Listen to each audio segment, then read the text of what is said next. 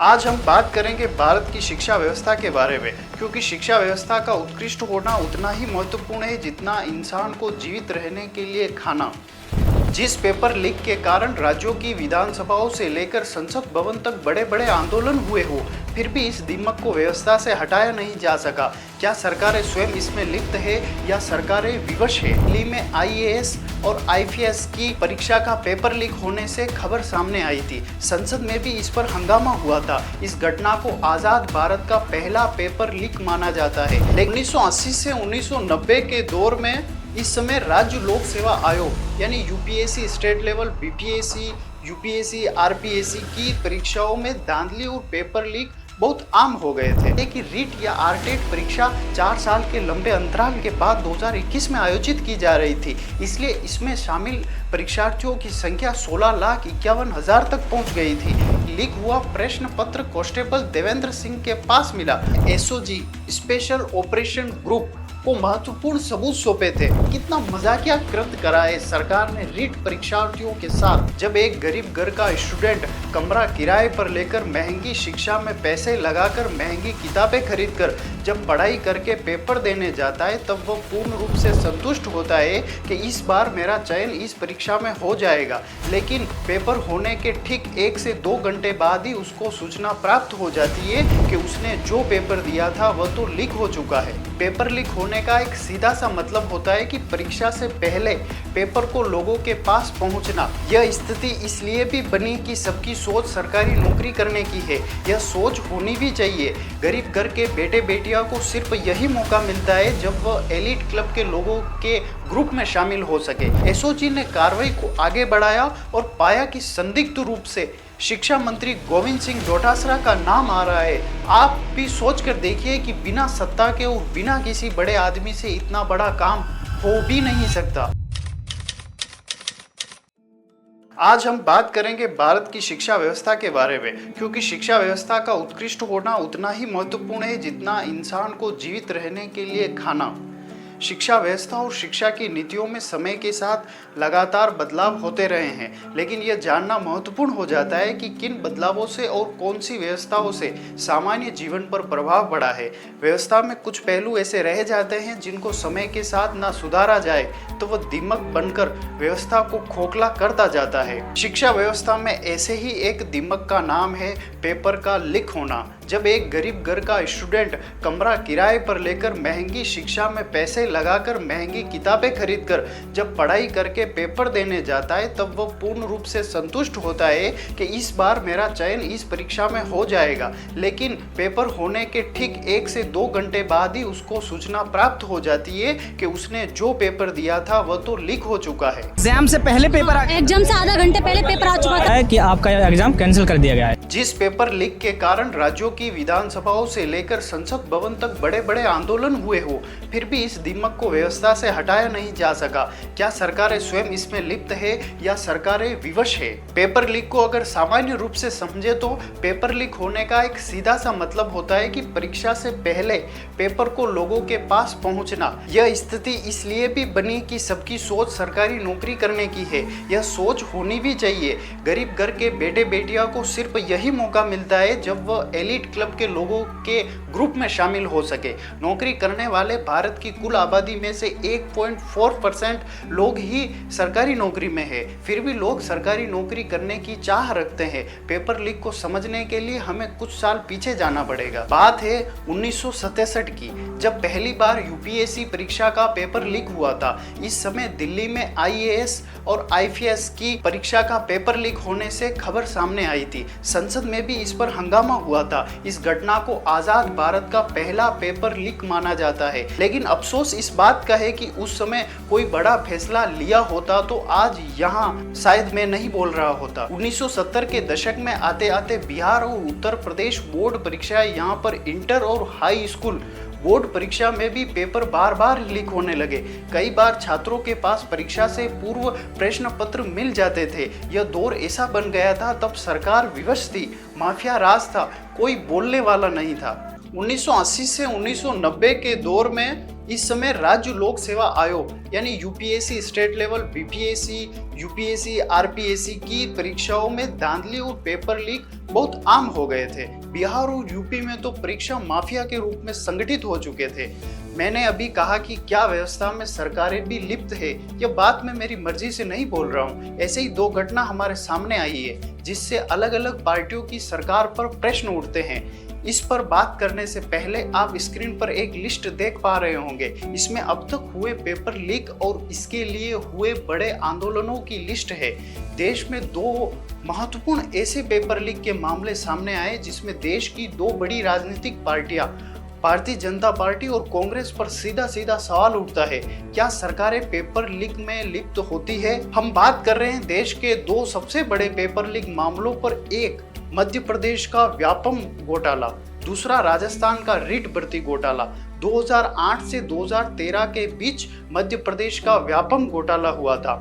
MPPSB यानी मध्य प्रदेश कर्मचारी चयन बोर्ड, जिसका पुराना नाम मध्य प्रदेश व्यावसायिक परीक्षा मंडल का शॉर्ट नेम है, यह भारत का सबसे बड़ा भर्ती परीक्षा पेपर लीक घोटाला माना जाता था। इसमें सैकड़ों नेताओं, अधिकारियों और दलालों के नाम आए थे। आरोप यह थे कि पैसे लेकर मेडिकल, इंजीनियरिंग और सरकारी नौकरी में सीट दिलवाई गई थी। नेताओं के नाम इस घोटाले में आने का सीधा सीधा मतलब था कि सिस्टम पर सवाल उठना। जब आप एक बड़े ओहदे पर काम कर रहे हो और आप इस ओहदे का फायदा उठाकर आप अपने परिवार और अपने चाहने वालों को लाभ पहुंचा रहे हो तो निश्चित तौर पर आपसे सवाल होना चाहिए। उस समय के मध्य प्रदेश के शिक्षा मंत्री लक्ष्मीकांत शर्मा मुख्य आरोपी बनना इस बात की ओर इशारा करते हैं कि असली खेल तो सरकार में बैठे लोग ही कर रहे हैं, जिनको जिम्मेदारियां दी थी वही लाभ उठा रहे हैं। कई सांसद, विधायकों के रिश्तेदार भी फर्जी तरीके से परीक्षा पास कराए गए हैं। यह अब तक का सबसे बड़ा नेता प्लस पेपर लीक का केस है। इस घोटाले में 40 से ज्यादा संदिग्ध मौतें हुई थी, जिससे राष्ट्रीय स्तर पर हड़कंप मच गया था। मध्य प्रदेश के व्यापम घोटाले में बीजेपी के नेता लक्ष्मीकांत शर्मा का नाम इसलिए लिया गया क्योंकि वे उस समय राज्य के तकनीकी शिक्षा मंत्री थे और व्यापम यानी Madhya Pradesh professional examination board उनके अधिकार क्षेत्र के अंतर्गत आता था। व्यापम बोर्ड की भर्ती परीक्षाओं में हुए भ्रष्टाचार और फर्जी भर्ती के लिए सीबीआई ने 87 आरोपियों के खिलाफ आरोप पत्र दाखिल किया, जिसमें से एक नाम लक्ष्मीकांत शर्मा का भी था। लक्ष्मीकांत शर्मा पर आरोप था कि भर्ती परीक्षाओं में मार्क्स में गड़बड़ियां की गई थी और फर्जी कैंडिडेट को पास कराया गया था। व्यापम के प्रभाव और नियंत्रण के कारण मंत्री को इस व्यवस्था का राजनीतिक संरक्षण देने और गंभीर अनियमितताओं के प्रति जवाबदेह माना गया था। लक्ष्मीकांत शर्मा इस घोटाले संबंधित कई मामले दर्ज हुए थे, इस कारण वे गिरफ्तार भी हुए थे। बाद में जमानत मिली थी। बाद में सीबीआई ने कुछ सवालों में उन्हें क्लीन चिट दी थी, लेकिन उनका नाम बाकी आरोपियों की सूची में बना हुआ रहा था। 18 महीनों की जेल के बाद 20 दिसंबर 2015 को जेल से रिहा किया गया था। इस समय मध्य प्रदेश में शिवराज सिंह चौहान की भाजपा सरकार सत्ता में थी। अब केंद्र के सार्वजनिक परीक्षा अनुचित साधनों की रोकथाम अधिनियम 2024 से प्रेरणा लेते हुए मध्य प्रदेश की सरकार ने एक सख्त कानून का मसौदा तैयार किया है। पेपर लीक के दोषियों पर 10 साल से लेकर आजीवन कारावास तक की सजा का प्रावधान किया गया है। ऐसे अपराधों के लिए 1 करोड़ तक का जुर्माना लगाया जाएगा। गैर जमानती अपराधों की श्रेणी में रखाया जाएगा, जिसमें कोई कैंडिडेट नकल करते पकड़ा जाता है तो उन्हें 1 साल तक किसी भी परीक्षा में बैठने से रोक दिया जाएगा। इसके बाद भी क्या पेपर लीक होना रुक गया? ये सवाल अब हम सबको अपने खुद से पूछना है। दूसरा मामला तो इससे भी ज्यादा बड़ा निकला। देश का दूसरा पेपर लीक का बड़ा मामला राजस्थान से है। राजस्थान सरकार ने रीट का परीक्षा करवाई 2021 में। कांग्रेस सरकार के शिक्षा विभाग के अधिकारियों और स्थानीय नेताओं पर माफिया को संरक्षण देने का आरोप लगे। कांग्रेस सरकार पर विपक्ष की बीजेपी ने आरोप लगाया कि शिक्षा विभाग और सत्ता के नेताओं ने संरक्षण से पेपर माफिया फले फूले हैं। कुछ स्थानीय कांग्रेस नेताओं और पदाधिकारियों पर संदेह जताया गया। सीधे बड़े नेताओं का नाम चार्जशीट में नहीं था, लेकिन सरकारी तंत्र पर राजनीतिक दबाव के आरोप लगे। विपक्ष की बीजेपी ने सीधे सीधे मुख्यमंत्री अशोक गहलोत पर सवाल उठाया उठाए थे। अशोक गहलोत के नेतृत्व वाली राजस्थान सरकार ने 29 जनवरी 2022 को रिट 2021 पेपर लीक मामले में राजस्थान माध्यमिक शिक्षा बोर्ड के अध्यक्ष DP Jaroli, secretary Arvind Kumar Sengwa, doctor Subhash Yadav, doctor BS Berwa सहित शीर्ष अधिकारियों को बर्खास्त किया था। कई मीडिया रिपोर्ट्स के अनुसार यह कदम राज्य की पुलिस की जांच में खुलासा होने के बाद उठाया गया था। रीट 2021 परीक्षा का प्रश्न पत्र परीक्षा शुरू होने से कुछ घंटे पहले लीक हो गया था। यहाँ यह ध्यान देने योग्य बात है कि रीट या आरटेट परीक्षा 4 साल के लंबे अंतराल के बाद 2021 में आयोजित की जा रही थी, इसलिए इसमें शामिल परीक्षार्थियों की संख्या 16,51,000 तक पहुंच गई थी। इस परीक्षा के आधार पर राज्य के विभिन्न सरकारी स्कूलों में 33,000 थर्ड ग्रेड शिक्षकों की नियुक्ति की जानी थी। राज्य सरकार ने इससे पहले राजस्थान शिक्षक पात्रता परीक्षा 2021 के दौरान हुई अनियमितताओं में शामिल के लिए एक प्रशासनिक सेवा अधिकारी, 2 पुलिस सेवा अधिकारी और 13 शिक्षा विभाग के कर्मियों को और 3 अन्य पुलिस कर्मियों को निलंबित कर दिया था। एक जनहित याचिका कर्ता के अनुसार परीक्षा इतनी कड़ी सुरक्षा के बीच आयोजित की गई थी, जिसके बावजूद सवाई माधोपुर के गंगापुर शहर में प्रश्न पत्र सुबह 8:30 बजे लीक हो गया था, जबकि परीक्षा शुरू होनी थी 10 बजे। रिपोर्ट में आगे कहा गया है कि लीक हुआ प्रश्न पत्र कांस्टेबल देवेंद्र सिंह के पास मिला। उसने कथित तौर पर परीक्षा शुरू होने से पहले पैसे लेकर कई कैंडिडेट को प्रश्न पत्र बांटे थे। याचिकाकर्ताओं ने परीक्षा रद्द करने और सीबीआई जांच की मांग की थी। इसी समय पेपर लीक की शिकायतें आने शुरू हो गई थी। अक्टूबर 2021 में किरोड़ी लाल मीणा ने विधानसभा में पेपर लीक का मामला उठाया था और सीबीआई की जांच की मांग की थी। 12 दिसंबर 2021 में एसओजी ने पहली कार्रवाई कर जयपुर और अजमेर में कोचिंग संस्थाओं के एजेंटों को पकड़ा। गिरफ्तार हुए लोगों में सुरेश शर्मा नाम का एक कोचिंग संचालक था। अजमेर के कुछ एजेंट इसमें शामिल थे। 14 जनवरी 2020 एसओजी ने रामचरण सिंह, जो सर्व शिक्षा अभियान के वरिष्ठ कर्मचारी थे, उनको गिरफ्तार किया। इन्हें पेपर लीक का मुख्य मास्टरमाइंड बताया था। 15 जनवरी 2022 को एसओजी ने चयन बोर्ड के सचिव भूपेंद्र सारस्वत को पकड़ा था। इस पर आरोप था कि परीक्षा से पहले पेपर आउट कराने की में इसने मदद करी थी। इसमें नाम आने का मतलब आप समझ सकते हो कि कितने बड़े स्केल पर पेपर लीक हुआ था। जिन लोगों को जिम्मेदारी दे रखी थी कि आपको सही से पेपर करवाना है, वो खुद पेपर लीक करवाने में लगे हुए हैं। 16 से 20 जनवरी 2022 को कोटा, जयपुर और अजमेर में कई कोचिंग संचालकों और दलालों को पकड़ा गया था। पेपर बेचने के लिए 5 से 8 लाख तक वसूल किए गए थे। फरवरी 2022 में एसओजी ने कई पुलिसकर्मियों और शिक्षा विभाग के कर्मचारियों से पूछताछ की। पेपर लीक गैंग का नेटवर्क जयपुर, अजमेर, सीकर और जोधपुर तक फैला हुआ था। एसओजी ने कार्रवाई को आगे बढ़ाया और पाया कि संदिग्ध रूप से शिक्षा मंत्री गोविंद सिंह डोटासरा का नाम आ रहा है। आप भी सोच कर देखिए कि बिना सत्ता के और बिना किसी बड़े आदमी से इतना बड़ा काम हो भी नहीं सकता। मार्च से अप्रैल 2022 में कांग्रेस नेता गोविंद सिंह डोटासरा, तब के शिक्षा मंत्री के रिश्तेदारों से एसओजी ने पूछताछ करी। उनके भतीजे पर आरोप लगा कि उसने कुछ कैंडिडेट को पेपर उपलब्ध करवाया था। हालांकि डोटासरा के खिलाफ एसओजी प्रत्यक्ष सबूत नहीं दे सकी। इससे पहले जुलाई 2021 में राजस्थान प्रशासनिक सेवा RAS 2018 की भर्ती प्रक्रियाओं को लेकर गोविंद सिंह डोटासरा पर पक्षपात के आरोप लगे। आरोप था कि उनकी बहू प्रतिभा पुनिया, उनके भाई बहन गौरव पुनिया और प्रभा पुनिया को इंटरव्यू में असाधारण रूप से 100 में से 80 अंक मिले, जबकि लिखित परीक्षा में उनका स्कोर 50% से भी कम था। विपक्ष के नेता गुलाब चंद्र कटारिया सहित कई भाजपा नेताओं ने इस मामले को जांच की मांग करी थी। इसे चमत्कार करार देते हुए इसे राजनीतिक प्रभाव का दुरुपयोग बताया था। मई 2022 को एसओजी ने कुल 50 से ज्यादा लोगों को गिरफ्तार कर जेल भेजा था। इसमें सरकारी कर्मचारी, कोचिंग संचालक, पुलिसकर्मी और दलाल शामिल थे। मुख्य मास्टरमाइंड राम सिंह चारण और भूपेंद्र सारस्वत को माना था। नेटवर्क की बात करें तो राज्य के जाने माने कोचिंग सेंटर, एजेंट और शिक्षा विभाग के कर्मचारी और पुलिसकर्मी का एक बड़ा जाल था। इसके बाद रिजल्ट एक निकला। रीट लेवल 2 परीक्षा रद्द हुई और लाखों छात्रों को दोबारा परीक्षा देनी पड़ी।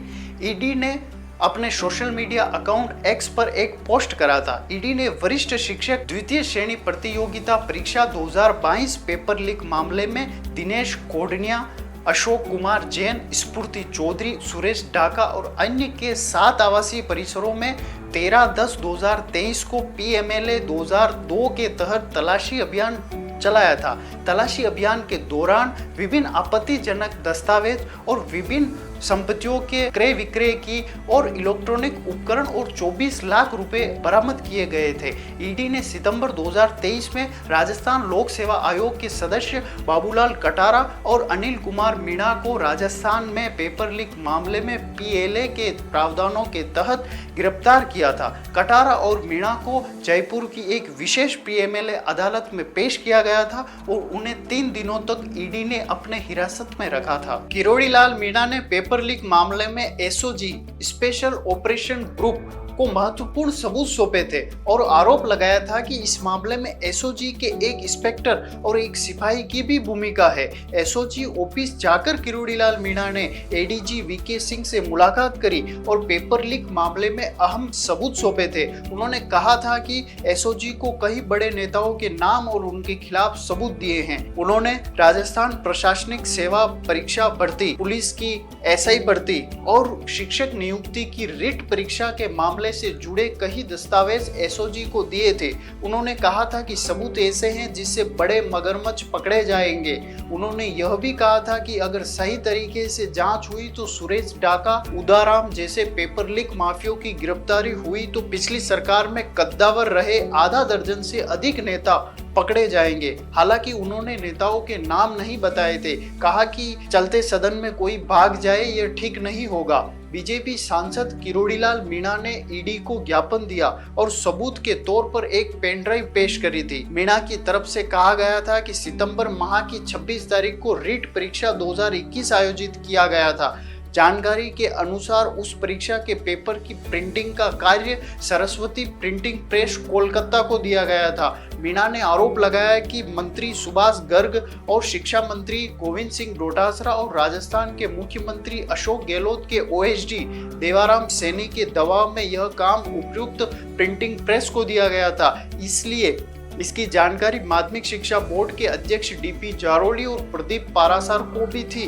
मीणा ने कहा कि RPSC चेयरमैन संजय श्रोत्रिय ने भी बहुत गड़बड़ी की, खूब कबाड़े करे हैं। उन्होंने आगे कहा कि RAS 2021 की मुख्य परीक्षा के पेपर लीक में शिव सिंह राठौड़ और मुख्य परीक्षा की उत्तर पुस्तिकाओं की जांच प्राइवेट लोगों के हाथों में देकर भ्रष्टाचार करने में RPSC के वर्तमान अध्यक्ष संजय श्रोत्रिय की भूमिका है। डॉक्टर किरोड़ीलाल मीणा ने बताया कि कांस्टेबल भर्ती मामले में हुई धांधली को लेकर कोर्ट में मोहन पोसवाल से पूछा कि उन्हें जानकारी कहां से मिली। इस पर मोहन ने कहा कि उनके मोबाइल पर व्हाट्सएप आया था और कोर्ट ने पूछा कि क्या उन्होंने अपना मोबाइल जब्त किया, तो पोसवाल ने मना करा कि जब्त नहीं किया। कोर्ट ने पूछा कि सूचना किसने दी। पोसवाल ने कहा कि उन्हें यह जानकारी उदयाराम ने दी थी। इतने सबूत मिलने के बावजूद सरकार ने इसमें रवैया सख्त क्यों नहीं रखा? भाजपा ने विपक्ष में होने के कारण हर तहसील मुख्यालय पर धरना दिया